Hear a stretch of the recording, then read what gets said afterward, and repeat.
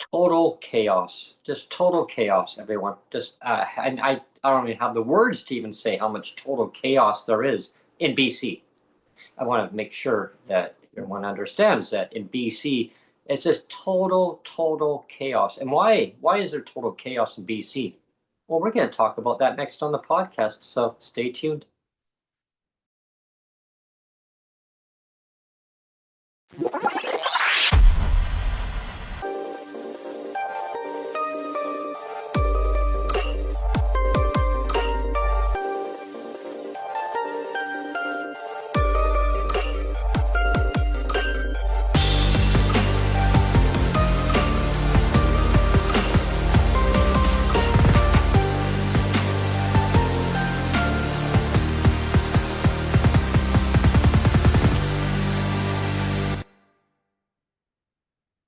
Hello, and thanks for tuning in to PWD Allies podcast. My name is Brent Frayne. I'm the host, and I am broadcasting to you from Victoria, British Columbia, the capital region of BC. The weather update out here, it's kind of a gloomy morning. It's not raining, kind of a drizzle morning. Not too bad of a temperature, really, for fall. I mean, this is very unusual for our neck of the woods. It's usually a lot cooler than this, but that's okay. I think winter's around the corner, though. Mother Nature can definitely give us lots of surprises. So looking forward to that. Lots of Breaking with Brent segments there for sure. Also joining me is Neil Matheson, my editor-producer from Surrey, BC. How is the weather out in your area, Neil? Kind of dreary, yeah. Kind of a dreary morning, too, yeah. The weather outside is frightful. Yeah, it's definitely. It looks kind of frightful out here too. But you know, with all the chaos going on in BC, yeah, it's kind of frightful too. It kind of fits. It kind of fits. Yeah. It does, and that's what today's podcast is going to be all about. And just a little programming announcement for everybody before we begin the podcast. I just want to remind people who haven't subscribed to the channel. If you like the content and you're just viewing it today, your first time, please subscribe and like and share. If you want to contribute to the channel and help us out with ongoing programming, the like button's on the bottom and the comments section. And Neil can explain that in the podcast as we're going forward here today. Yeah. But yeah, all the details. But yeah, I hope that people enjoy the content that you're watching. It's educational. It's just informative. It's just to keep you up to date of everything that's going on that affects people with disabilities and their allies in our beautiful province and across Canada and around the world. And that's why we call it PWD Allies Podcast. Yeah. So please, subscribe to your favorite podcast if you're not able to watch us live. There's definitely lots of choices out there to choose from. So with there's the audio version as well, right? So sure. If you don't like looking at our faces, you can just listen to the audio. Yeah, for sure. Yeah. Yeah. So we're gonna get started with the show, everybody. So first of all, has BC brought total chaos? I mean, David Eby's Genie is now out of the bottle. It's total chaos. Well, that's just it, right? I mean. There's a reason why I put the thumbnail the way I did, because there's so many decisions that Eby has done where the genie is out of the bottle and you can't stuff it back in the bottle. It's out. No. It's out. And we're going to go through. I picked 4 things. I mean, I could have made a bigger list, but we're going to try to keep this relatively short today, like hopefully under an hour. So I narrowed it down to 4 items, and so we're going to go through each of the 4 items. But before we start, I'll just kind of say what those 4 things are so that people can follow along. The first thing is the deficit. Oh gosh, yes. Yeah, we're sitting at a $13 billion deficit now in BC. We had a $6 billion surplus. Yeah, so just before Eby took over. In late 2022. So he's, Eby's been the premier for just like almost exactly 3 years, and in 3 years he turned a $6 billion surplus into a $13 billion deficit. Whoa! So that's a 19 billion turnaround. I mean, I don't know how into the red, and I don't know how you can do that. You know, it's just, I think it's the highest in BC history. Yeah. Within that total reversal in that time frame, anyway. So anyway, that's number one. I'm just going to quickly go through the four, and then we'll talk about all four of them. The second one we can talk about is the fentanyl crisis and the health crisis in BC. It's just out of control again. The genie's out of the bottle again there. Then we've got divisive and wedge politics, which Eby seems to love. He seems to love to divide and conquer, and you know, we'll get into that. And this whole idea that of Eby's ego, you know, gets in the way of being a proper premier. Like, he's always picking fights. He's always picking fights with people. Like, you know, and it's like, well, I mean, we'll get into that. I mean, it's kind of self-explanatory, but we'll get into all four of those. Yeah, and there's a fifth one that we're going to squeeze in. Also, okay. I mean, it's related to, well, maybe we could probably blend it right in actually into the other one about the politics of BC, about the divisiveness of PWD. Also, right. We could probably blend that right in there. Sure. Yeah, we'll get to that when we get to that one. And I just want to show everybody the mug. If you haven't seen our PWD Allies mug, these are beautiful mugs. Yeah, and just so for full disclosure, I do enjoy mine. Like, I don't really show it much on camera, but I mean, actually, the reason why I don't drink on camera is I'm worried that I'm going to have to pee and take a pee break. So I tend not to to drink coffee on camera. That's why. But I enjoy my mug as well. It's great. If you're looking at if you're listening to the audio and you're wondering what I'm showing one side of the mug, and it's got, you can describe it, Neil, if you want. Well, it's got the symbol for disability, you know, the disability symbol on a red flag on the Canadian, on a red maple leaf, I should say, sorry, for Canada. And then on the other side, it's got the same thing. Well, it's got the microphone to the side, the old style microphone. And it's on the one side, it's got PWD Allies in the print over top too. So it's really cool. Yeah. I love it. Yeah, I love it too. It keeps the beverage. I mean, you know, if you don't drink coffee, if you drink tea, hot chocolate, you know, I mean, hot milk. I mean, some people love that. I mean, there's all sorts of hot beverages, and it put it in there. It keeps it nice and hot. So I like my matchas. I'm a big matcha lover. Yeah. Yeah, definitely, you know, a good mocha goes good in here too, actually. Yeah. So let's start with, we talked about the deficit briefly, so let's circle back to the deficit. And I want to give a proper shout out to Vaughn Palmer. You know, he's a political pundit here. He writes articles for the Vancouver Sun, and a lot of the numbers that I'm going to throw out are from his article. So, like, it's not from me. I'm kind of borrowing or stealing, whatever you say, with you know, with permission, I hope, because I'm mentioning his name. So yeah, it's Vaughn Palmer from the Vancouver Sun. It's from an article posted on November 28th, so fairly recently. He talked about, you know, the deficit. So it's been like we said, when Horgan left, and he had to leave because of health reasons.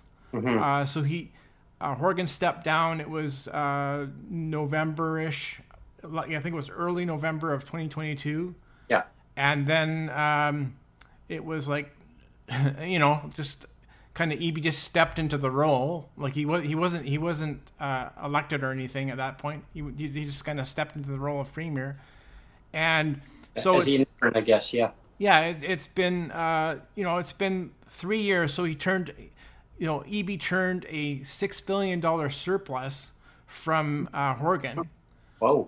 Into a $13 billion deficit. And the reason I say 13 is there's some numbers out there that say 11, and I know that you know, here's where I'm gonna rely on Vaughn Palmer here, because he says, you know, a lot of people are, you know, the government posts 11 billion, but really they kind of cheated because they're using there's a $2 billion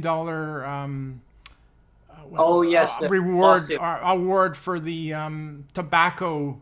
It's over 18 years, I believe. It's over and so there's going to be $2 billion of money rolled out over 18 years, and so Brenda Bailey just did some creative pink unicorn math and decided, well, $2 billion over 18 years. I'll just tack that onto our budget, and so I'll minus another $2 billion from the deficit. So in reality, it actually is sitting at $13 billion. 13.9, I think, isn't it? Yeah, it's or like it's at least I think it's at least 13.2 or something stupid.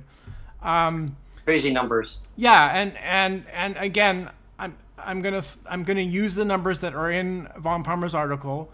So he says that when Horgan left, he left an overall debt, and this is a big number still. Horgan left an overall debt, like provincial debt total of $90 billion. That's a lot of debt, right?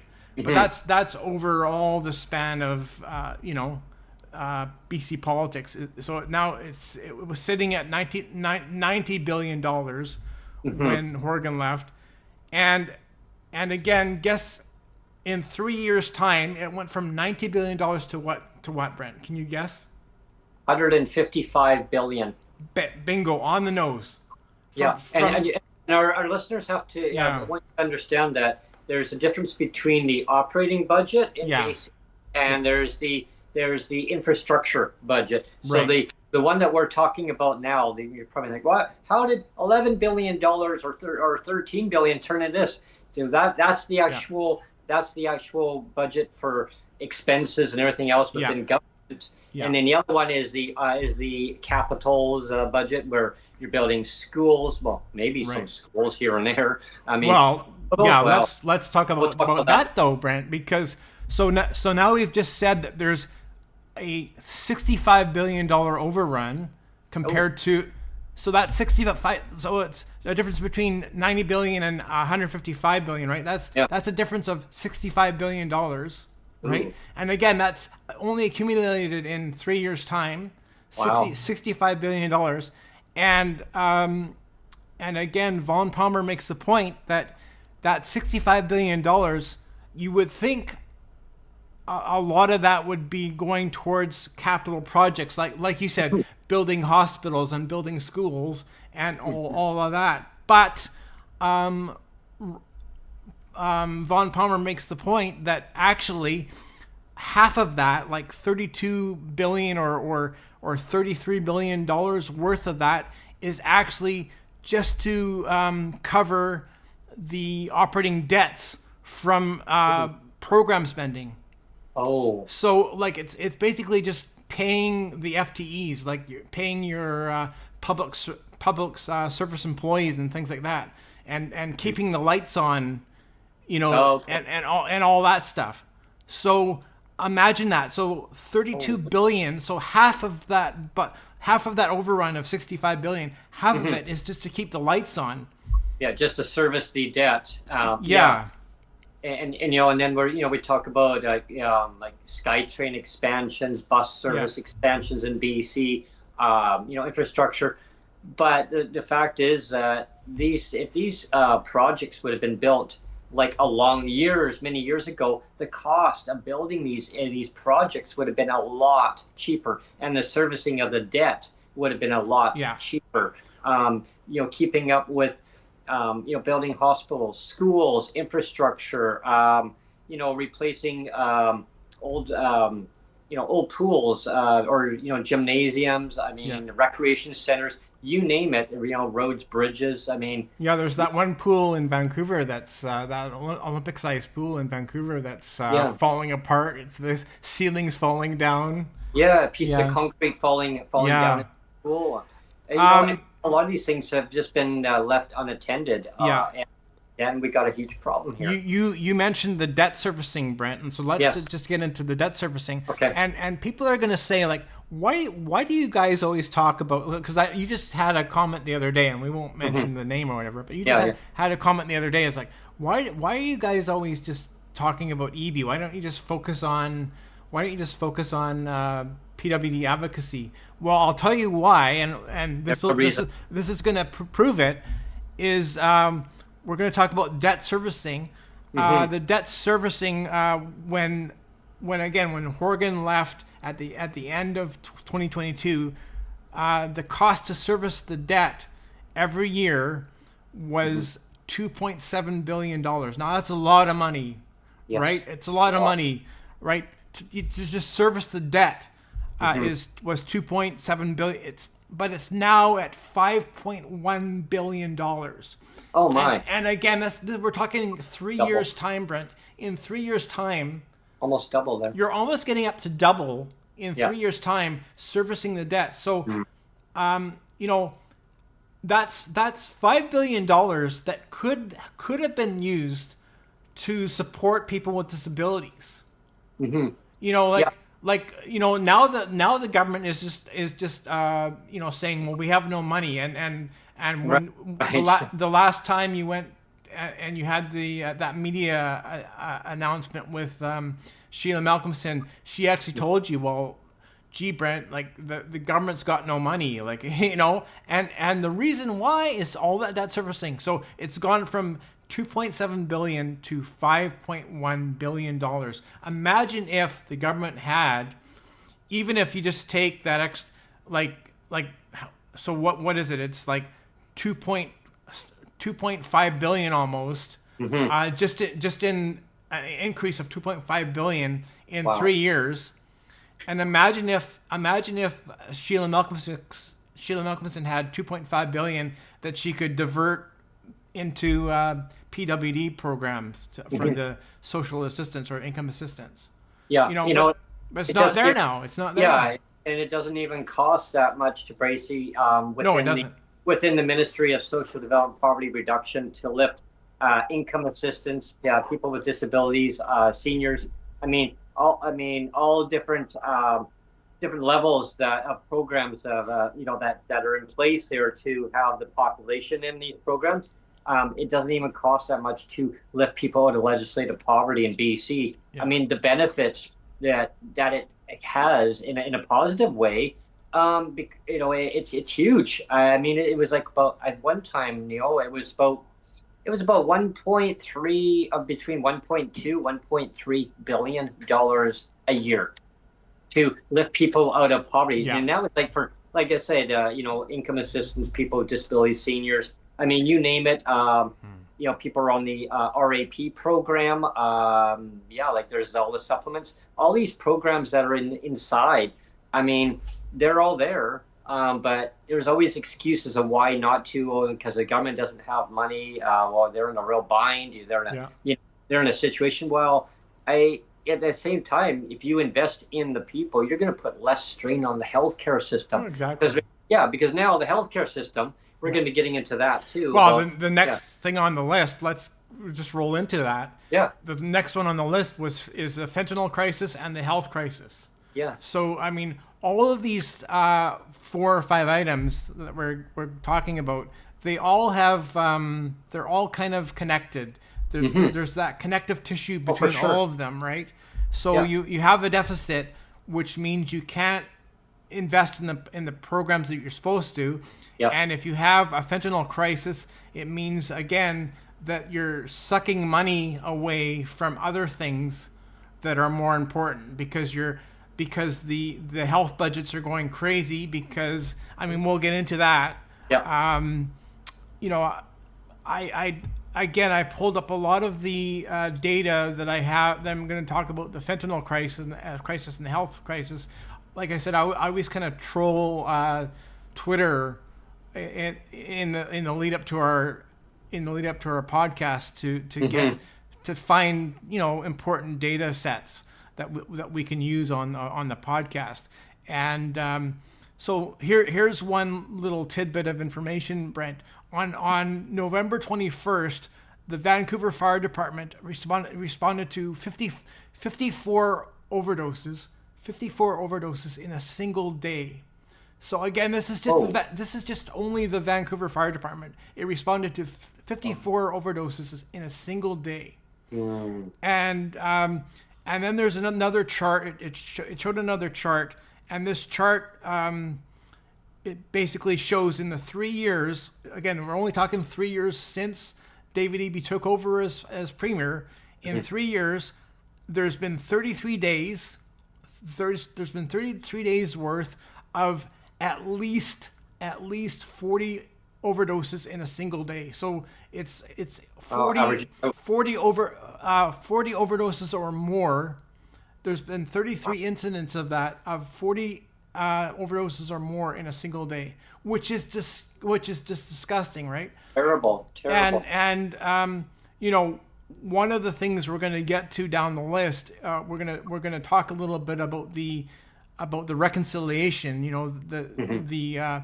The couch and land claim, and what a kind of a atomic bomb that whole thing was, like more destruction and chaos, right? But in Cowichan, again, you're in Victoria there, Brent, and Cowichan is basically an hour north of where you are, right? Yeah, roughly. Yeah, maybe a little bit less, but yeah, it's around there. I mean, Cowichan Valley is a huge area. So in Cowichan, there was 80 overdoses in a single day, just in Cowichan. I heard about that. So when, again, we're going to talk about a little overlap here. So when David Eby claims to care about Indigenous reconciliation, when he pretends to care, like, I'm going to say he's pretending to care, and the reason I can say that is because there shouldn't be 80 overdoses in a single day in the Cowichan area. I mean, that just proves that you don't care. You don't care about Indigenous people.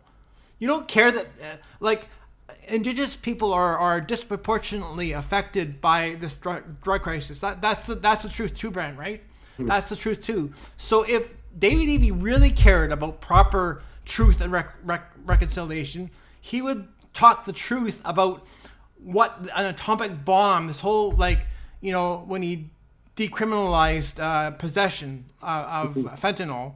What could go wrong? And again, this is stuff that I pulled from Twitter and elsewhere. That Eby has been on record as saying, that the decriminalization that I brought in with Trudeau, it was really early in 2023. So it's been 3 years of this basically experiment, this decriminalization experiment, and David Eby has come clean and said, well, it's obviously led to some unfortunate circumstances, right? Gosh, unfortunate. But I mean, the fact of the matter is, it's still in effect. The government hasn't tried to roll, the provincial government here has not tried to roll anything back. Like we said, the genie is out of the bottle, but the government here, the provincial government here, isn't even trying to fix the situation. Because, like I said, there's been 80 overdoses in just the Cowichan area, Brent. Just in that area, just in that one. So again, if he really cared about people's lives, and if he really cared about truth and reconciliation of Indigenous people, he would he would fix this whole fentanyl crap. But he doesn't care, Brent. That's the point. He doesn't care. It's all a dog and pony show for him. It's like, I'm gonna pretend that we care about truth and reconciliation, but really I don't care. That's what he's saying. Especially when he admits that that experiment it wasn't working. I mean, I heard about that, and it's, I guess sometimes when you admit that when you're wrong, you just admit that you're wrong. I mean, but you keep doing the same thing over and over, and then finally cave and go, I admit that there's something not quite right here. I mean, these are people's lives. I mean, their mothers, their fathers, siblings. I mean, on the street. I mean, they need help, and they're saying, please help, and now they get into a state of of a different state that they're in. And I'm not saying, playing down on people's lives at all. I want people to understand that we need to take care of our citizens, and when they're hurting, you bring them up, you give them the help that they need, and then they just say, well, there's more to do. We recognize there's a problem. Well, I remember many years ago that I never saw any of this. How did this all? To the government of BC, how can you tell me how did this happen? I know. And why are we in this state of chaos? Mass homelessness. There was just. I'm glad we're talking about this too, because it kind of interrelates with homelessness too in Victoria. Well, just before you get there, Brent, I just wanted to say, like, in the last few times that I've left the house, because I leave the house in my scooter. I've got a mobility scooter, and I go and do my shopping, because I have a superstore just really close, so I go up to there. Well, on the way to superstore now, like, basically the last few times I've gone up there, I've had to drive around people that are catatonic, having a drug episode. I kid you not. Like, I had one time where I almost had to drive off the sidewalk to there was a guy just standing there like a statue, but he was bent over, kind of almost touching his toes. Just imagine that there was a guy standing there, but he's bent over, touching his toes, but not quite, and he was just sitting there like a statue, catatonic, having a drug episode. And I had to basically drive off the sidewalk to avoid him. And this is not just one incident. I've had it's been 4 or 5 incidents in a row now, Brent, where I've gone up to the store and I've had to drive around people that are having episodes, drug episodes, serious drug episodes. I've had to drive around them because I can't move them. They're unresponsive. Yeah, and that's the the part that's extremely troubling and unfortunate, because they need. People that are in that state of care. Of care that they actually need. They're in a state of an emergency, and they need healthcare service supports that was going to help them to recovery, the best way recovery that they can get. And there's no beds for them. There's not enough beds. There's not enough support services that are there for them. There's a account of a group that's an organization going out right now in Victoria, and they're looking around in the outlying areas, in the rural areas of Victoria and surrounding areas within the Saanich area and surrounding areas. I don't know if they're going towards Souk at all, but I'm sure they are. But they're finding people that are in this huddled up in little areas of bushes, wherever they can, and they're not even accounted for in the stats that are out there saying homeless people there are. I think it was back in the summer where I think it was on Global. Global ran a small piece, and we were just talking a little bit about Indigenous. There was a story about this Indigenous guy. I think he was from the Cowichan tribe, actually. Because I think he was based in Victoria, where you are, and he was a guy that was recovering from fentanyl addiction. He wanted so badly to get off the fentanyl addiction. He was basically begging. He was saying, "Please, provincial government, can you please enroll me into a program, because I want to get off this addiction. I want to get off the train of addiction. I want so badly to get off the train of addiction." And the government came back and said, "I'm sorry, there's no funding for that. But hey, if you want some more free fentanyl, here you go. Here you go. Status quo, here's some more fentanyl for you. Some safe supply fentanyl." So what did this guy have to, what did he do? This indigenous man, I think he was from the Cowichan tribe. He had to go to the States. He enrolled in a program in the States for a drug detox program, because there was none in BC. there was none in BC, so he went all the way to, I think it was to Washington to enroll in a drug detox program, because the provincial government doesn't do anything like that here. Yeah. I mean, that again, we're talking about how disproportionately drugs do affect a lot of the Indigenous population. And again, if Eby actually cared about truth and reconciliation, he would start giving a shit about the fentanyl crisis, but he doesn't care. He doesn't care, Brent. That's the bottom line. He doesn't care.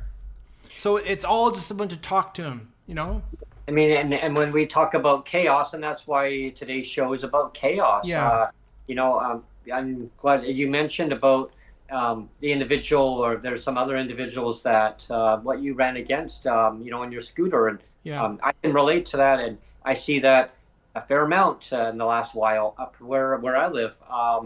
You know, I was walking toward my bus stop, and there was a gentleman who was slouched over. He was standing, but he was bent right over. Like, I mean, he was standing, he was just bent right over. Right. I didn't know. I figured maybe he dropped some change on the ground. There was a little bit of change down there, but he was in a state of I guess whatever state he was in. I'm just not like sure. Catatonic, I guess so. Yeah. There, yeah. And I didn't know, and like I walked by and I said everything, and I heard whimpering from that person. Right. And I said, everything okay, sir? I mean, can I help you get your change?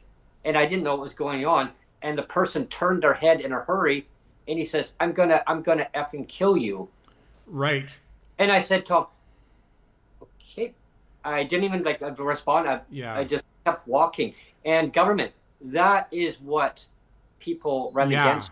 You know, and that's why, unfortunately, I don't intervene either, because I see these people. I'm thinking to myself, like, if I try to intervene and try to help a person, I don't know if they're going to pull a knife on me or be violent towards me. So I just try to go around them, and like I said, I'll drive off the sidewalk. I'll drive off the sidewalk on my scooter to avoid it.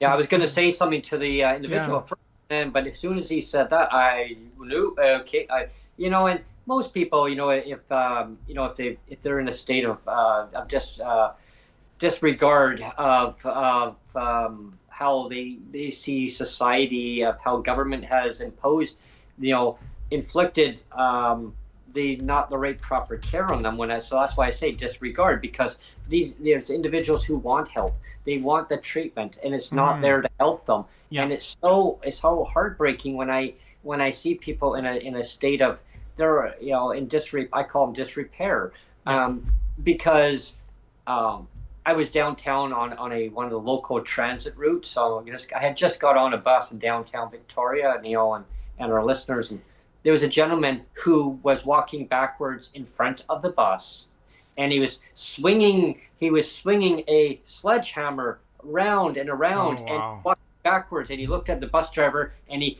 had the sledgehammer, and bus driver just sat there. Yeah. You know, at a green light, where like busy road, and people were honking their horns going the other way, and then they stopped, and he was going back and forth, and he backed up the traffic. Yeah. And I mean, I you know, individuals, they just want help, and I don't know what the government needs to do to fix this problem. I mean, it is related to a lot in our healthcare system too. Yeah. And it takes away services from PWD. Exactly. That's why we talk about this, is because all of this chaos directly impacts the budgets. Yeah. They've had to divert all this money to try to fix this fentanyl thing that they're not fixing at all. They're just making it worse. And let's just say that one of the hugest problems that I have with this whole fentanyl thing is the government doesn't stigmatize it, and they really should. They're like, well, we don't want to stigmatize people that are on drugs. I mean, because it's bad to make them feel bad about their addiction. I'm sorry, but I mean, if something is bad for you, if something is not healthy for you, like, you know, as a parent, if Jake does something stupid or dangerous or unhealthy, again, so I'm going to say, if Jake does something stupid or unhealthy or dangerous, I am going to step in as a parent and say, don't do something stupid and dangerous and unhealthy for you, because that's bad. You shouldn't do something that's stupid and dangerous and unhealthy. And so why doesn't the government step forward and say, you know what, like, who cares? Like, we should stigmatize drug use because it is a bad thing. Like, don't just like coddle. Don't just start coddling all these people that are addicted to drugs. Start treating it seriously. You know, like that's something that really bothers me. And like, maybe people are going to get pissed off that I think that way. But I really think that the government's got to start being hardline about this and start saying, well, it's okay if we offend some people. It's okay if we offend people with stigma, because sometimes when you stigmatize something, like we do that with smoking, and we do that with drunk driving. We stigmatize that because we know that's a bad behavior. So why can't the government step forward and say, you know what, this whole drug use stuff, this whole fentanyl stuff, that's a bad behavior. We should stigmatize it, right? And then the government wants to send in individuals to study a problem of why there's homelessness, why there's disrepair in communities. I mean, over $100,000 to go and send an expert to go and study it, and then there was pushback. Pushback. They made the announcement, and then the public didn't know, the media didn't even know, and then it came out, and people, whoa, no, you can't be wasting that kind of money. They wanted to spend up to $300,000. Yeah, I know. Pushback. Oh, they got rid of the guy, and then they bring another guy. Yeah, they've gone to like 4 different consultants or something. But it was before we continue in the opening, but it was just like they were determined. We want to spend that money. They really wanted to spend it so bad. People pushed back and they said no, and so they get another guy. No, we got to get rid of this money. One of the last things I wanted to touch on, Brent, was the Granville Strip. Oh. There's a few SROs, which are the single occupancy places. There's 3 of them, right? I think so, at least. Yeah, I know. And they were opened by David Eby, and it was his brilliant idea to do it. I think it started under Horgan. Did it? And then Eby continued. It was during COVID when they opened them. And it was only supposed to be temporarily. Yeah. During COVID time to get them housed, but the government knew that it shouldn't have been a long-term solution. They bought up some hotels, some beautiful boutique hotels at the time. I mean, they're very historic. Yeah. And the owners, nightclubs underneath. There's other restaurants nearby. Yeah. And millions of dollars. I mean, millions of dollars in damage, everybody. So you're basically messing with business owners' livelihood, right? They won't even get insurance covered now. Yeah, because that's what I was gonna say. You like these places. Like I remember when I was younger. I mean, even not so young, because one of the things that I would do with my first wife is we would go down to Granville Strip all the time. Me too. Like, this was when I was about 30. Like this is before Jake got on the scene, and he came on the scene when I was about 40 years old. So when I was first married to Ilana, I was about 35, and so for the first 5 years of marriage, we were just a happy married couple before kids and before Jake. So we would go down to Granville. And there's the there's the keg restaurant there on Granville Street. And so when we had our paychecks, because we were both working full time at that time, and so when we had our paychecks, we'd go down there and have a nice meal. And I mean, the Granville Strip is kind of known as it's sort of like Robson. Like Robson Street is known for all the shops and boutique shops and stuff, and Granville has always been known as like the kind of the entertainment district of Vancouver. Like, and it was always kind of an upscale area of town. And now it's neat. And you felt safe. You felt cold. Like I didn't have any qualms about going down to Granville Street back then with my wife. No qualms at all. And I wouldn't be caught dead down there now. I would not be caught dead down there now. Yeah, I used to have to go down there every morning and catch a bus. I mean, bright and early in the morning, I'd have to leave from Langley and come all the way to Vancouver. And then I would connect up. I'd get off the SkyTrain and then go and catch a bus on Granville. I mean, sometimes I would get down there a little bit early, depending on my bus connection. Sometimes I got down there too early. I was like, oh, wow, I don't even have to go down to my workplace yet.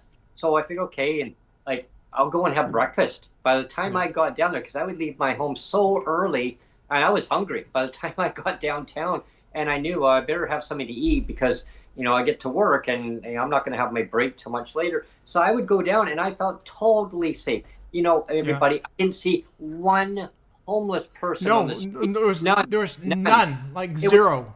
The only individual that I saw was some seagulls coming by, and they would land on a bench. Yeah. They'd come by here, make all their sounds.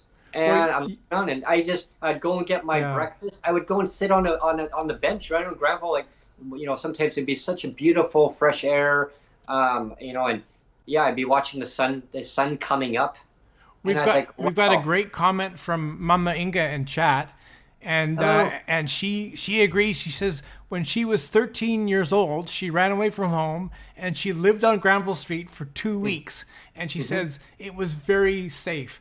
It was. Imagine that. At 13 years old, she ran away from home for 2 weeks, lived on Granville Street for 2 weeks, and felt very safe the whole time she was down there. Yeah.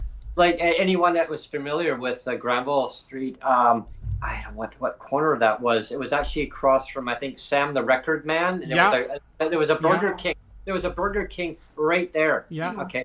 And I guess Seymour, I guess it is. But anyway, the Burger King right on the corner, I used to go in there, and they would have an upstairs area. Sometimes I would go there so early in the morning, so I'd go and sit upstairs because it was so neat. Hey, wow, you got an upstairs area. I'd have my breakfast, nothing major, right? But I mean, I was working full time. I had taken summers off to go and do this other job that I was doing. Took a leave of absence. I mean, I like to still, even back then. I mean, that was back in the early 90s, late 80s, early 90s. And I mean, I still looked at the value of the dollar. I could get a lot of value for my dollar. Yeah. And like, if I had what I had now from a PWD, from a disability, and I had it back in the 80s or early 90s, oh my gosh, it would be almost double. It'd be like the value of a double what we get now. Like, right? Yeah. It has eroded down because, again, the chaos. The government has put so much money into servicing debt of things that they didn't need to be wasting money on. And there's nothing to, and I guess the part I want to say right now is there's nothing to see for it. All nothing. Not even one increase to PWD rates and support rates. And I'm not here to basically embarrass our provincial government. And someone say, well, no, embarrass them. I say, I'm not here to throw them under the bus. I'm here to educate them, to make them understand that the repercussions by not investing in PWD, persons with disabilities in BC. We are citizens of we are residents of BC. We're citizens of Canada. I mean, today's show is focused on BC, but I want to make sure all the PWD and allies across Canada, even around the world, I mean, we need to take care of each other, right? Yeah. I mean, the provinces have a legal responsibility of taking care of their citizens. Now, it is pure neglect. Just because you're born with a disability or you develop more disabilities in life, I mean, you can get into a car accident. You could be walking on a sidewalk, some drunk driver, and I had an old friend of mine, and God rest his soul, I used to tell him, don't drink and drive. I used to yell at him, don't drink and drive. He sold his car, he got a motorbike. He rode his motorbike. He was out partying. He had a get together at his parents' place, and I saw him the day before, and I said, so he told me about this party. I said, just don't drink and drive, man. There's always unintended consequences. Yeah. He used to call me B instead of Brent. B, don't worry about it. I got your back. It's fine, man. I'll be fine. You should come over and visit sometime. I'll pick you up. Well, I'm not riding on your motorbike. No, it's fine. I'm a good driver. Yeah. Anyway, he killed himself, drinking and driving, right? So when I hear about people drinking and driving, and then when I hear about unintended consequences of, say, like when I say people can become disabled at any point in time in their life, somebody could be driving on the road and they're drunk off the road, they go onto the sidewalk, or distracted driving. Anything can happen. I had a neighbor of mine who was playing, they're playing ice hockey. He was in a league and he was doing really well. And they were fooling around on the ice. I mean, kids are kids, right? And they were fooling around, and they did a slap shot, and they whacked him in his spine. Wow, yeah. That's it. right? Yeah. So he's permanently in a motorized scooter. There's no feeling. Like, he has no feeling. So again, when I see government saying, "Oh, get out there, get a job," you know what I mean? That narrative, and it infuriates me, because I worked for so many years. Yeah, decades. and I just wanted to quickly go back to budget overspending, Brent, because I wanted to make one more comment about Granville Street. Mm-hmm. And again, I'm just going to throw out a stat. On Granville Street, from 2020 to 2025, there's been 6,641 calls to either police or fire. Again, this is just in the Granville Strip. Only in the Granville Strip, there's been 6,641 police and fire calls in the 5 years. That is an 800% spike. Holy! An 800% spike. That's unbelievable. That's terrible. Government. So if you wonder where the money is going to, if you wonder where the money is getting diverted to, it's going there, Brent. It's going. That's where our rate increase is going. It's getting flushed down the toilet, responding to an 800% increase in police and fire and public safety calls. Yeah, a huge issue. That's where it's going. Yeah, a huge issue that can be easily solved. Because it was supposed to be temporary housing, not permanently keeping them in there. Yeah. The city's been telling them, shut them down, shut it down, relocate them, put individuals into the care that they need, get the care that they need. I mean, obviously there's individuals that you need more care than other people. I mean, everybody's their own individual self, right? I mean, get a care plan based on the person, help along their journeys in life, get them to a stable of a condition that they can be in. And I'm not here to tell the government, well, I'm the expert here. I mean, I know the solution for everybody. No, but get the care that they need for each person. Get the supports that they need. I mean, is it they're drug addicted? Yeah, okay, we'll get them the help that they need. Exactly. I mean, leave them in there. And they're in the state. Some people are in a state of comatose, right? Yeah. And they don't even know what they're doing. They don't know where they are. The fire department shows up, and I saw in the news that one day, and there was a unit that was all on fire. Yeah. I mean, they came again, and again, the property and it's because a lot of the time it's because homeless is setting fires down in the garage area, which is what they've done at my place. We've had to call the fire department 3 or 4 times for fires set down in the garage from people that are doing drugs down there setting fires or trying to keep warm. And again, I there's about 100 people that live here. 100 souls that live here in my building, so it's a fairly small building. But still, you're risking the lives of 100 souls. Yeah, lots of because the government doesn't want to do anything about the homelessness situation and the drug problem. Let's go to the third thing now, Brent, and we're going to talk about divisive politics and wedge politics. Which is something I have to say, for whatever reason, David Eby loves that. David, when he started out picking fights with President Trump, and I know a lot of people like to pick fights with President Trump, but I mean, if you're gonna be a premier, like the thing about David Eby that I don't like is he basically he loved the idea that he's just gonna create this tariff. I'm not saying the tariff issue is not important, but he made it more of an issue. Like he basically put gasoline on it and made Trump the straw man, and it's like this diversion. It's like, I'll divert the attention to Trump, and then I don't have to defend my own policies. I don't have to defend my own bad policies as premier. I can just point to Trump and say, "Look at Trump." It's all his fault. It's like all debt that's been accrued when David Eby took over as premier, when he was elected as premier. I mean, like you described and talked about earlier in the podcast. I mean, $6 billion surplus, and then when David Eby turned around, it's now, well, I mean, I'd say it's $13 billion extra. Yeah. So now we're looking at $19 billion total. $19 billion total is flushed into the negative. So we can't blame Donald Trump and all the deficit, because Donald Trump wasn't even president at that time. Yeah. And he's not, and let's be clear, Donald Trump is not premier of BC. Exactly. David Eby is. Exactly. Right? So take responsibility for your own crap, so to speak. I mean, sure. I mean, tariffs have had a huge impact. They have.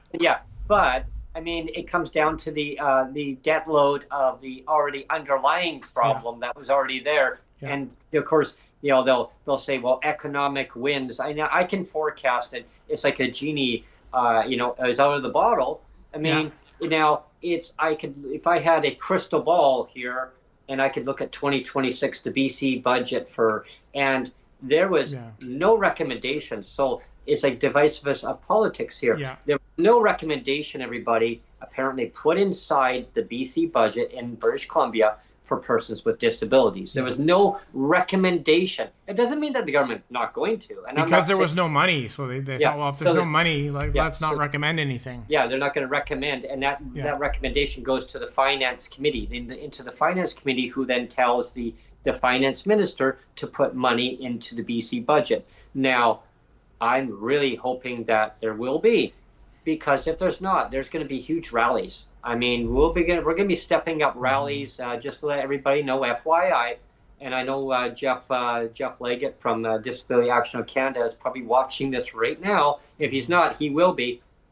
So a bunch of us, we will be forming a big rally if there's not going to be an increase in there. Why? Because our cost of living has gone up. Our rent goes up every year. Everybody's rent goes up every year. Your cost of living goes up. Everybody knows. I mean, it doesn't matter what channel I turn on, NewsHour, social media. My neighbors talk to me every day. Brent, the cost of living is so high. Have they given you guys a rate increase? I go, no, they don't. Government does not like people with disabilities. They don't like seniors. They don't like low-income people. You got very good big paying jobs. Yeah, they're going to look at you, but they're like, that is wrong. And I said, because the one guy, he says, my sister has been disabled for quite a few years now, and she keeps asking me, are they going to raise the rates? I said, well, I'll keep advocating, just like John Horgan used to tell everybody, I'll keep advocating, but I'm the only voice at the table. So what does that tell people? If there's only one voice at the table, who else is at the table telling the premier not to do it? Yeah. I mean, again, this affects, puts more strain on our healthcare system, and it's political divisiveness. Well, let's talk about some of the division that Eby has caused, right? I mean, total chaos. Like, I watch the legislative sessions a lot on watch them every day, all the time on my computer. The question periods and stuff. And there's so much, like, Eby loves to drop that wedge there, and he'll say people that are anti-vax. And I mean, again, like I've already shared, like I never took the jab. Because again, I told you that, like, God told me not to, and so I felt really convicted as a Christian, like, from my faith. I thought, well, I'm not gonna take the jab because God told me not. And I know for a fact, like, again, I'm married now to a Filipina, and there's a lot of Filipinas that are either care-aides or they're RNs. Like my wife used to be an RN. She's trained as an RN in the Philippines, and she herself is now doing care aid stuff. So there's lots of, like, hospital staff that are, Filipino, either male or female, and they're nurses, they're care aides, they're doctors in some cases, and how many? There was almost 3,000 BC health workers that were laid off, actually not laid off, they were fired from their jobs here in BC. There was it was almost 3,000 health workers that were fired because they did not want to take the jab. They did not want to take the COVID jab because of religious reasons, and for whatever reason, again, David Eby loves to be the divisive one and says, "Well, you that's stupid. Like, how dare you be a Christian and stand up and have the opinion that you don't want to take the COVID jab. That's just selfish and anti-vax. So that's the first thing. The other thing he does is he stands up there and calls everybody racist. Going back to when he basically kicked out Selina Robinson. Selina Robinson used to be the finance minister for John Horgan, and she was the one that created that $6 billion surplus. Yeah, I was just gonna say, she left the province with a $6 billion surplus. She was the one, and I just have to say that the one big difference between Horgan and Eby was that Horgan was never afraid to be surrounded by people that were smarter than him. Like I don't think so. Like John Horgan was never threatened by people's intelligence. For example, you had Carol James was the first finance minister, right? And I mean, she was so awesome. She was Carol. By far the smartest person in cabinet. So of course you're gonna have that smartest person in cabinet be your finance minister. It just makes sense. And John Horgan wasn't threatened by that. He wasn't threatened that she was the smartest person in the room. And when she had to step down for health reasons as well, John Horgan tapped the next smartest person in the room, who happened to be Selina Robinson. And again, John Horgan was not threatened by the fact that she was the smartest person in the room. He welcomed that. He didn't surround himself, John Horgan did not surround himself with yes man. He was okay with people pushing back. He was okay with Carol James saying, maybe John, you shouldn't do that, or Selina Robinson saying, well, maybe you shouldn't balloon up the public service by 50%.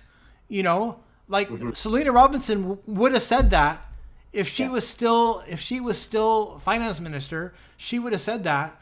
But what does David Eby do? He gets threatened by her intelligence, and he basically fired her because she said crappy piece of land, and he labeled that as a racist comment, which I find really rich, because he's basically saying that a Jewish woman who probably deals with anti-Semitic comments either daily or on a weekly basis, somehow he's saying, well, Selina Robinson doesn't know the first thing about racism. How stupid is that? Yeah, so I think there was a post where he had fired her for saying that, and then he had posted a comment saying the reverse of that. He apologized for saying that. Yeah, after she was already gone. After she was already gone, and Selina Robinson actually she commented to him. It's saying, "Wow, so you had no problem throwing me under the bus, but now you're going to apologize for saying what you said about me. You're admitting that you were wrong, and now it's okay." Yeah. It's like saying, oh, well, PWD can live in market housing and 74%, but 26 can live in subsidized housing. You choose to do that. No, people just want to have cheaper housing. And then turn around and go, oh, sorry about that. I thought that all PWD lived in subsidized housing. It's, maybe it doesn't even make sense of what I'm saying, but in context, it's like saying, admitting, going, oh, I made a mistake. Oh, sorry about that. Yeah, David Eby does not like admitting mistakes. Yeah. You And know, here's another quick myth, yeah, though. It's um, that the Minister of Social Development and Poverty Reduction said that, like there's a myth out there, and and I hear this from time to time in my community, Neil, and all the listeners. Um, people say, well, I thought that persons with disabilities were taken care of. I mean, don't they all live at home? I go, no, they yeah, don't live at home with mom and dad. They don't live in a yeah, basement. They don't live at home. And that's the myth, I think, that gets the narrative that's always just in the mind, that's out there. And yeah, that's why when you hear media, they don't talk about these things because people think, oh, well, they're all taken care of. There's shelters on top of the PWD check. No, it's all included. yeah, And yeah, so that's just one thing I wanted to throw out there as we're talking about divisiveness of politics. I mean, it's total chaos. yeah. It's all that's fictional. That's not always true. The fact is, there's a lot of people with disabilities or allies that have disabilities, right? It's not just a small little segment of population. It's a very huge portion of our population in BC and across Canada, and we need to make the stories well heard. We need to get our voices out there. Yeah, because it's around 1 in 5. It's at least 1 in 5, right? Yeah, and that was what the stats is now. That number is actually like one in 3. There's Is like it? one Wow. in 3. Yeah, oh yeah. Wow. The studies are showing now it's like 1 in 3 people have either a cognitive disability, their hidden disabilities, physical, or all. And the studies show that as we age, more people are going to get more disabilities. They maybe not diagnosed, but they're there. And I mean, governments have to accept the fact. I know they don't like doing that because I guess the next thing I'm going to say is there was the next finance minister after Selina Robinson was Katrina Conroy. Yeah. Katrina Conroy came in, and as soon as she came in, the deficit, it just started ballooning right up. Yeah. And there was a comment that was said, and she said it in the legislative session. I can't find it. I'd love to find it. Yeah, like nobody cares about something. But nobody wants to deal with poverty. Yeah. She said nobody cares or nobody wants to deal with poverty. Yeah. And she was the finance minister. So what does that tell you guys? What does that tell you? If you got a finance minister who says nobody cares or nobody wants to deal with poverty, I mean, that says something. And that kind of echoes when I remember John Horgan, and that kind of correlates when he was in Langley at the time, giving about a SkyTrain announcement that in the future it's going to be coming to Langley, and he talked to Sonia, not just me, but he talked to Sonia and I privately, and I'm not shy about saying a couple key things that were in private, but I mean it's okay now. I can say a little tidbit of what he said. I'm not going to say the whole thing because it was a private conversation. But and I've said it before on the podcast, so it's nothing really new. He did say that I care, Brent. I'm the premier. You can push back on me. If there's something that you don't like that I'm doing about advocacy wise or something, push back on the government, right? We're here to represent you guys, but he said, but keep in mind, I'm the only voice at the table. I'm the only one that cares. Yeah. You're the only one that cares? Like, well, so what? You're saying that everybody else sitting at a conference table, in a boardroom that don't care? He goes, I'm not saying that people don't care. I'm just saying I'm the only one that cares. I'm just saying that maybe they don't care as much to actually vote in favor about raising you guys' rates. He goes, and he clarified that. He said there's a difference between people caring and maybe not understanding that the impacts that not raising the rates have a ripple effect. And he was, and that was during COVID time, when it was full blown, right? COVID was full blown. And he said, I will do everything I can to make this supplement permanent going forward. I will implement a part of it in. I'm hoping that's probably what's going to happen. And it did. It did. Mm-hmm. He kept his word. He said, I promise that it will. We were told we couldn't say nothing to people. I had other advocates saying, I mean, are they going to keep it in place because the fear, the anxiety? And I know because we went through it. We lived through it. At first, we didn't know the answer until John told us that, yes, part of it will stay in place. And I tell you, divisive politics, that chaos, and the chaos that it created for Sonia and myself, I mean, we had to move out of our community that I grew up in. I mean, since I was a little baby, everybody, like, I mean, imagine, a familiarized area, and we did everything we could to try to stay where we wanted to, but no, the government chose that, no, this is only a temporary measure. It is bettering your life. Yeah, we got to take it away now. But John fought. He kicked back. He pushed back against his own government to make it happen. Imagine your premier pushing back because he cared so much. And he said he'll keep pushing to try and make it permanent. Oh, he made it permanent, but they broke it down into two segments. One in 2021, right? So they gave back 175 of it, but 2 years later, we'll give back 125 of it. And that was just not even in the real actual budget in BC. That amount was broken down. So they made it sound like it was an increase. The actual increase, the last actual increase before COVID was in 2019 of $50. Yeah. So going forward, there was nothing in the budget. So now I fear that in 2026, that I'm hoping that there'll be something in the budget. There's not. Like, where do people keep cutting back on? And that's, I guess, my point is that it's all related to healthcare system. It's all related to being part of your community where you belong. Do we keep shifting the population and pushing them further out, where they're away from healthcare needs, specialists, doctors, transportation, accessibility, just to save a bottom dollar to make it look good to your investors, your corporate investors? No, we need to take care of our citizens. Government, figure it out. Figure it out. You've had years of trying to figure this out. Use John Horgan's legacy. David, and the finance minister, use John Horgan's legacy that he cared so much. He wanted to try to make things better the best way he could. He says, I can't promise everything. I can't promise you the moon it's going to be no clouds are going to be overcasting. He says the moon to me one time. Yeah. But I can promise the moon will be out there. Well, we're getting past the hour here, Brent. So let's quickly recap the three things we've talked about. We've talked about the deficit, the $13 billion deficit now in BC. Mm-hmm. We've talked about the fentanyl crisis and the health crisis. And the third one we've talked about is the divisive and wedge politics, which Eby loves.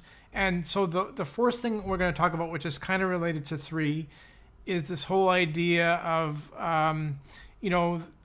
again, I was on Twitter and I saw something from Christy Clark, which was, the previous premier before Horgan took over. Oh, and she did not like people with disabilities. No, and so I don't necessarily agree with everything she says, but I did appreciate what her opinion about David Eby.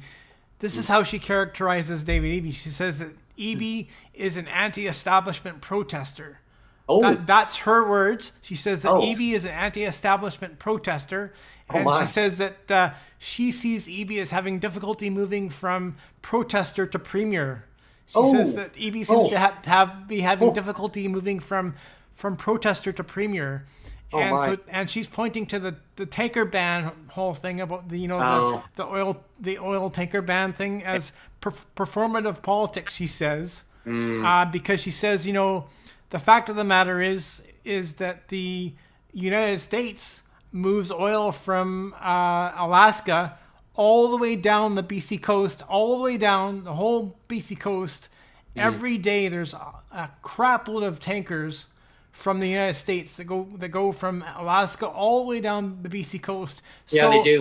So the US does it, but for some reason, like Eby says, well, we have to shoot ourselves in the foot, like BC and Alberta and Canada. We can't have tankers in Canada because that's bad for the economy.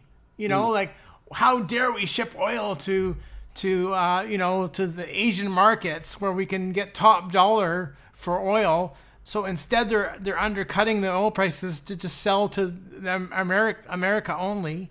And it's just so stupid. Yeah, there's a little video clip of that. I'm going to pull it up here. Is that the Scott Moe one? Is that this is from the CTV question period. Oh, that one, yeah. Eby, and I'm going to play this to our viewers and our listeners.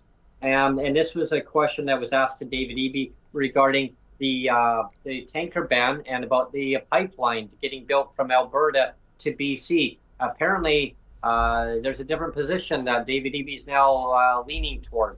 So I'm going to pull this up, and hopefully there's not enough glare.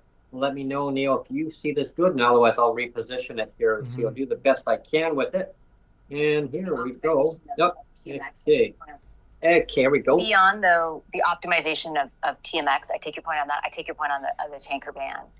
If there is the possibility of additional export capacity beyond that does not impact the tanker ban, are you inherently against that, is my question. No, I think we can have those conversations. My anxiety is about this oil tanker ban, which is the foundational social license piece for tens of billions of dollars of investment in BC that is nearing final investment decision, and tens of billions of dollars of investment that is medium term as well, like expansion of Port of Prince Rupert and so on. And so if we can agree that the oil tanker ban is going to stay in place, then let's have those conversations. I think that would make life a lot better and easier in British Columbia in terms of our relationship with coastal First Nations.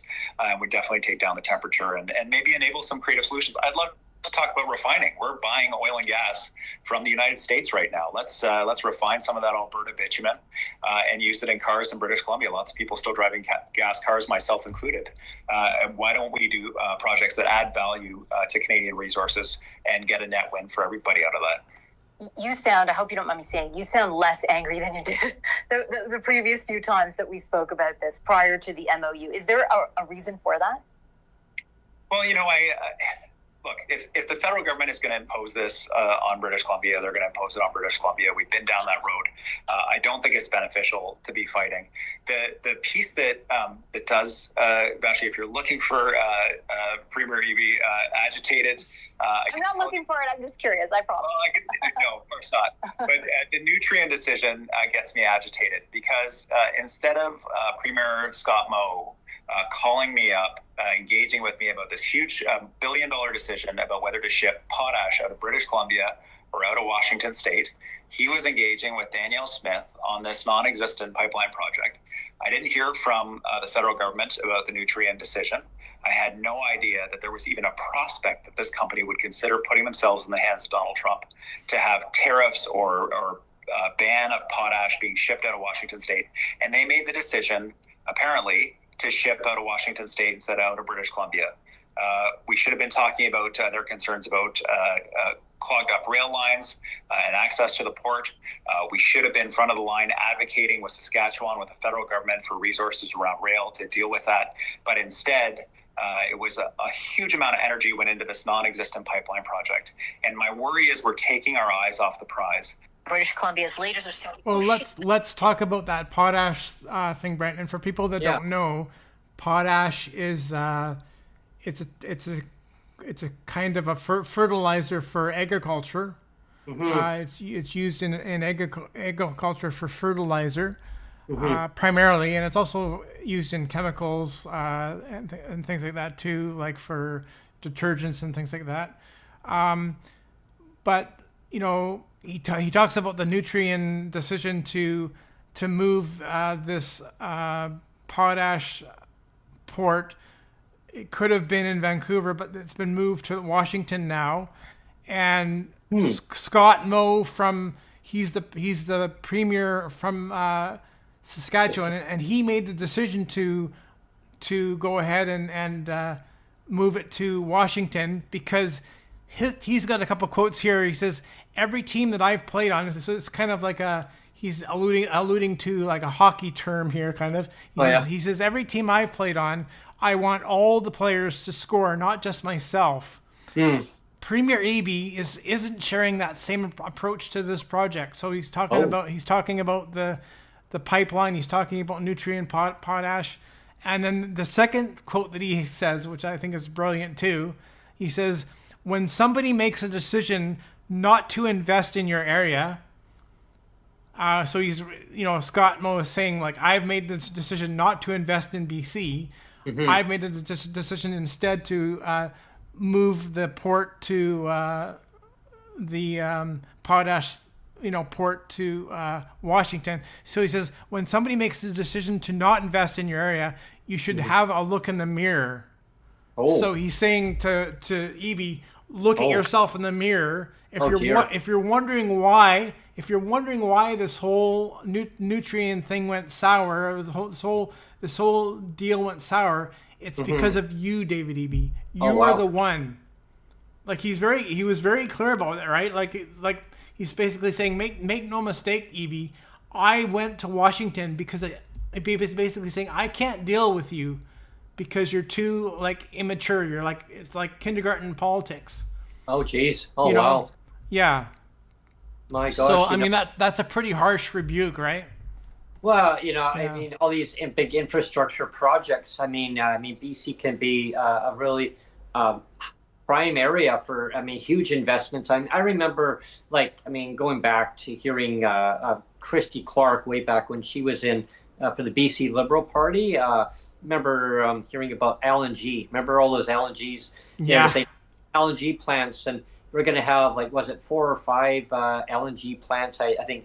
Christy Clark, if you're actually watching this, you could probably send a comment in our comment section. But I think it was 4 or 5 of these LNG projects, and BC was going to be, prosperous. They're going to have massive billions of dollars investments. It's going to take care of our economy.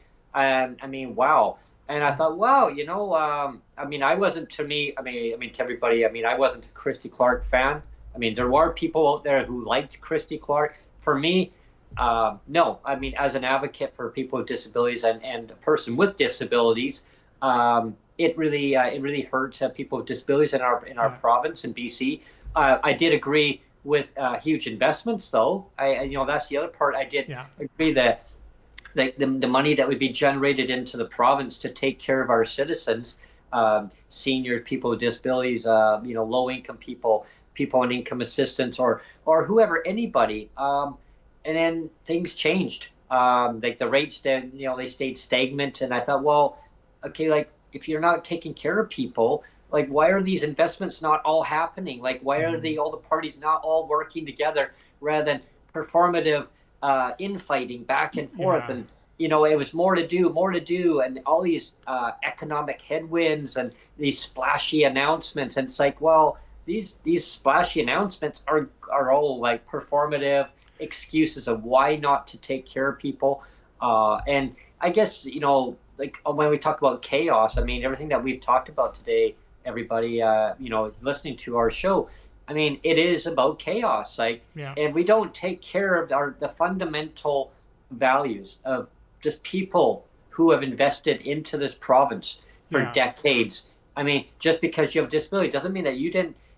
You're born the way you are. You would, maybe person has worked decades all their life, and now they are who they are with more disabilities because they were already who they were before even having disabilities, or they're born that way. There's no fault of anybody's.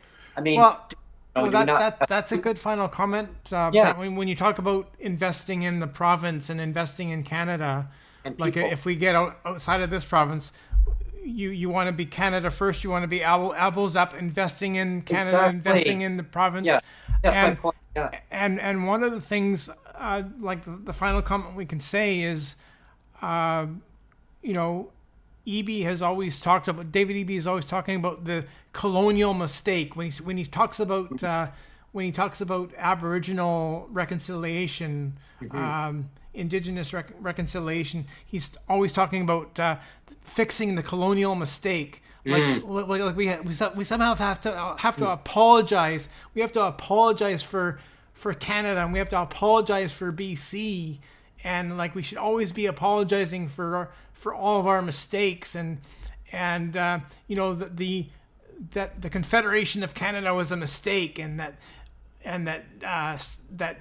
BC, British Columbia joining the Confederation, that was a mistake, and this whole fixing a colonial mistake. We have to do a mulligan. I talked about remember when we did the we did the show about the Remembrance Day. I talked about that Eby basically wants to do a mulligan over 150 years of Canadian history and say, well, let's take a mulligan. Let's tear everything down to the studs.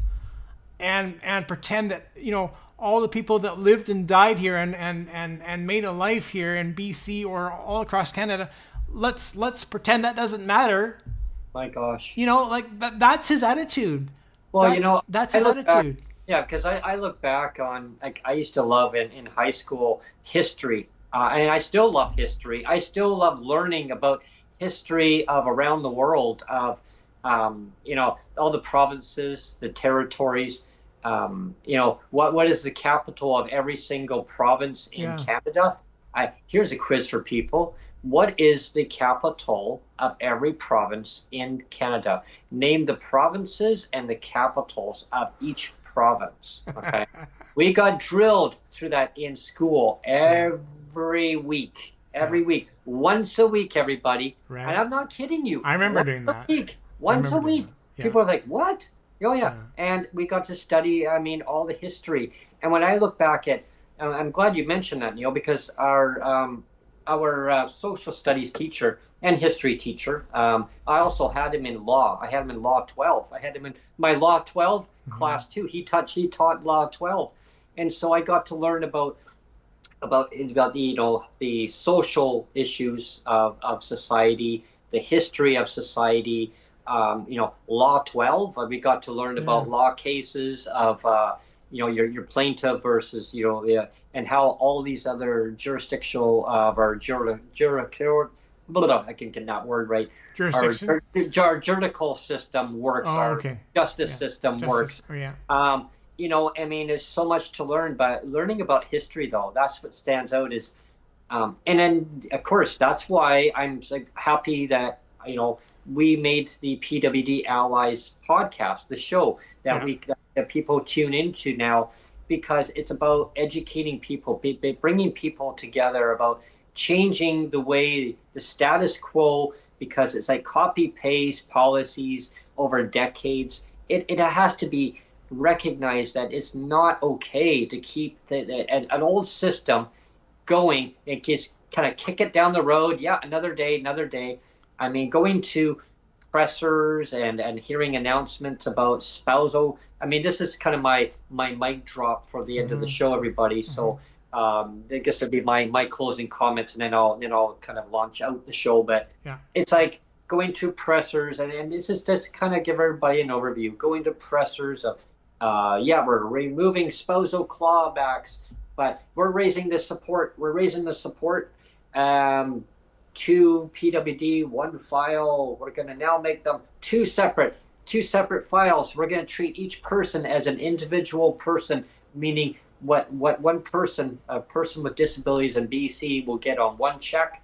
We're going to make them so equal. And that's what I heard when I was there. Yeah. But we're going to basically raise up that support portion by $56.75 on average for each person. Yeah. But we're going to leave the rent portion, instead of $500 for shelter for one, $500 for the other person, right? Two full checks. Nope. Because that would be autonomy. Yeah, exactly. We're going to leave in $695.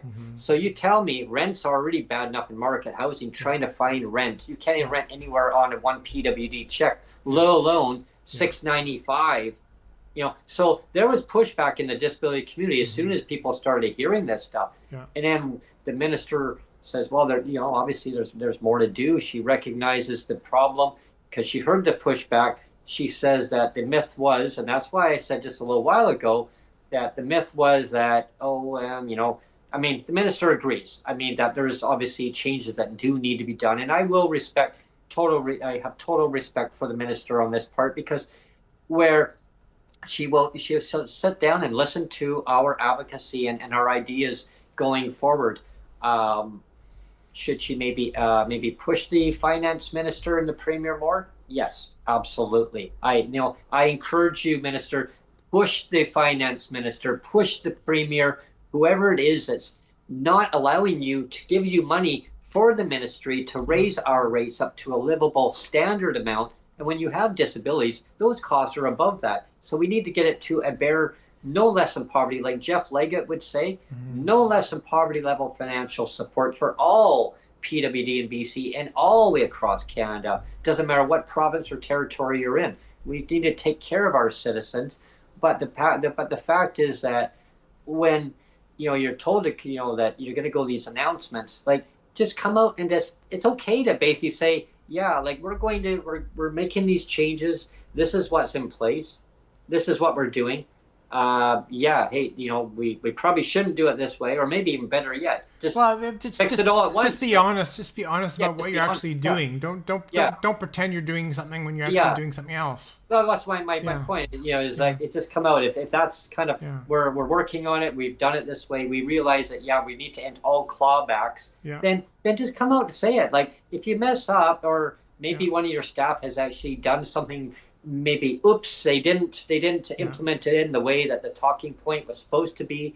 Say, hey, you know what, whoopsie, we need to do better. We learned from people's lived experience. We're telling you, like, the system is broken. Let's fix it. Let's work together.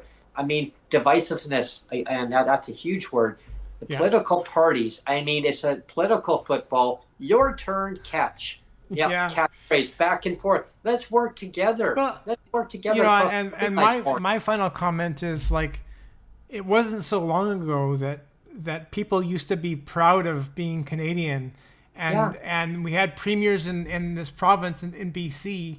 Mm-hmm. We had premiers that were proud of BC, proud of the things that they did in BC, or even and for some reason, as Christy Clark says. That Eby kind of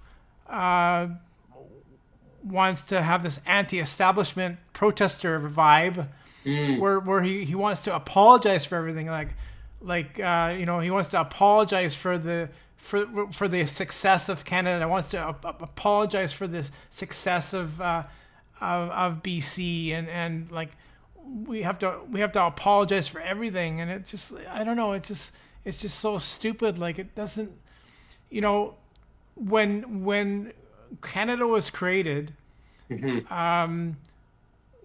Canada was created to actually avoid being taken over by the states, right? I mean, we were going to be invaded by the United States, and we were going to be taken over by the United States.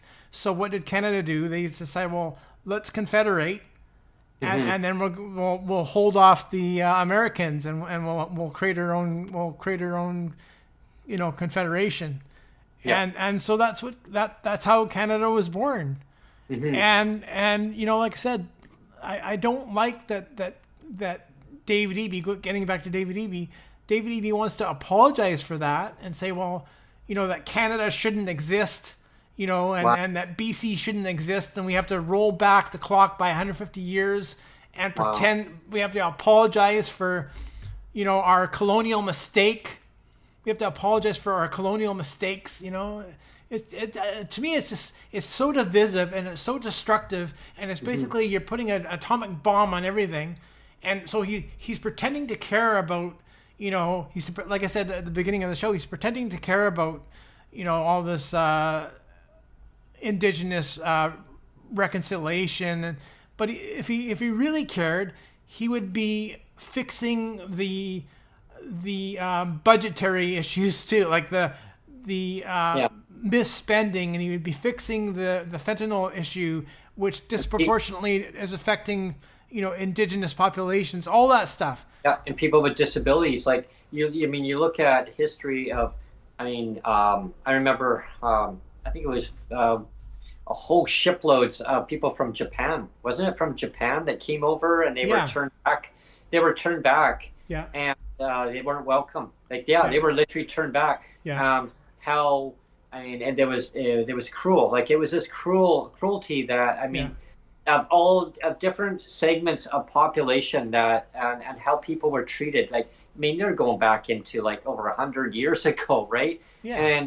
And it's how people with disabilities, same thing. It's like right the wrong. Admit that the harm that was done to people with disabilities. They were put into institutions way back when, tucked away out of society. I still remember, and I don't talk about this stuff on the podcast because a lot of it's personal, and it really sometimes there is things that I still won't talk about, because it brings up trauma to me, and in certain things, like there's a couple things that my dad did, and I was I'm very vocal. I'll come out and say, he dumped a bowl of hot soup over my head, right? I mean, wow, like it caused like major trauma to me at the time. But I remember, and of course, he was an alcoholic. My mom kicked him out. Like, I mean, it caused trauma to me. I was just like, it took me years to go through like counseling with my mom. Had actually a good friend of hers was a counselor, and then one of our neighbors was like a nurse, and one was a doctor further down. And I got to spend time with this, and they said it's okay to be who you are. You didn't do anything wrong, because I kept kind of blaming myself. Well, maybe I didn't eat my soup because maybe that's why he did that. No, he got mad at my mom, and he took his frustrations out. The first person he saw was me, because I was pecking away at my soup. Yeah. I was just a kid, and my mom had put stuff in soup, and it was like, I think it was like beef stew soup. Yeah. You know what I mean? Yeah. So and there was pieces in here, and I was like, it's like something I guess it was grimy or something. Something just didn't. I guess I don't remember, but something there I didn't like, and I was picking away around this, and I guess he came in, and I didn't know that he saw me, because I was sitting in my room, and I was playing. I was playing with some other toys at the time and picking away. Kids are kids, right? But anyway, I look back at the trauma that was just because of family, right? But I remember there was a lady that came in. She was they come in, and I guess normally they come in when parents separate, and she came in to assess the situation. And she asked me, I still remember a lady asking me, is everything okay, Brent? Everything okay here? You're eating properly. Are you able, your mom's taking care of you good? I go, yeah, like all these questions. I mean, I'm just a kid, but I still remember these things, right? I go, yeah, why? Who are you?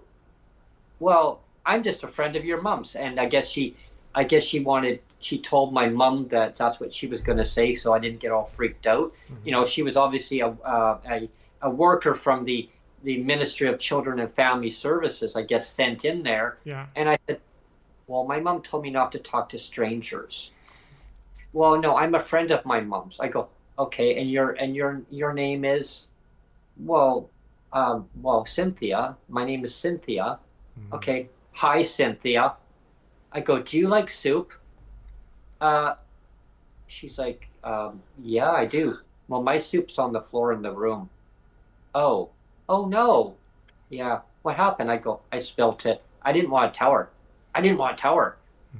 But she already knew. I didn't know that she knew. And that's why she was there. And so anyway, she says that, I guess she assessed the situation, and she says that, yeah, Brent's going to be okay into society. He's going to be able to incorporate his way into society. He doesn't. And I heard the word too. There was another lady that came in, I guess her co-worker, River, and talked to my mom privately. And I overheard this. I was in my room. So we don't need to institutionalize him. He's going to be fine in society. Yeah. And I thought, wow. And I talked to my mom over time, years later, and I said, is that true? Yeah. Is that how we, in that province, is that how we treat people? Like really? Like, I mean, we need to do better. And yes, we have progressed, but to seclude them into, like, say, social or supportive housing, whatever it may be, tuck them away. If you want to be in market housing, take care of your citizens, provide them the proper resources. Don't tuck them away out of society or say, move up north because the housing is cheaper, move up there, tuck them away. We don't have to deal with them. Now they're going to be away from healthcare needs, accessible transit, whatever and away from family, friends, family, right? I remember the old Premier way back when. That's why I said, Christy Clark. Yeah, I mean, she's probably watching going, no, that's not what I meant. Well, I still remember if people can't afford housing, move up north. Yeah. Right? I remember that comment. I remember joking with John Horgan about that. And yeah, I remember hearing that and too. the most vulnerable in society were dogs. Yeah. And he said to me too back then, he says, I don't think that's what she meant, is that PWD to move up north. it was like the affordable housing. If people can't afford it, move up north. I go, right. But she mentioned about the dog reference. He goes, yeah, that wasn't really nice. But again, it's about educating us as elected officials to understand that it's not okay to talk in certain ways. Like, that's up to you guys to let us know. And I said, right. I said, you do need to do better. And I said, I will hold you accountable about raising rates. Do it. And again, that's why I echo that going forward. Again, there has to be something in the budget, everybody, of government. Like, I don't care who needs to do it. Just take care of your citizens. And that goes to every single freaking premier. Alberta, stop clawing back. Don't put everybody onto your new ADA system or whatever it's freaking called. Cassandra knows about the name of that. When I heard about that, we do need to punch out, Brent. Terrible. Yeah, we do have to punch out. I have Strata stuff to I'm gonna get a call any minute now. I know. Okay. Yeah. So we gotta punch out. We'll talk on that episode another time. But thank you everyone for tuning in to PWD Allies podcast as usual. Stay tuned to upcoming episodes. Lots of guests coming up this month. On Friday we have Mike Morris. Oh, wow. So like this month of December is going to be like I've already said. I mean, you can check the calendar. You can check the show calendar on the YouTube channel. It's a banger month full of like really good guests. Full right up. Yeah. Stay tuned, everyone, and thanks for tuning in. Have a great day, and we'll see you later this week. Cheers. Bye, everyone.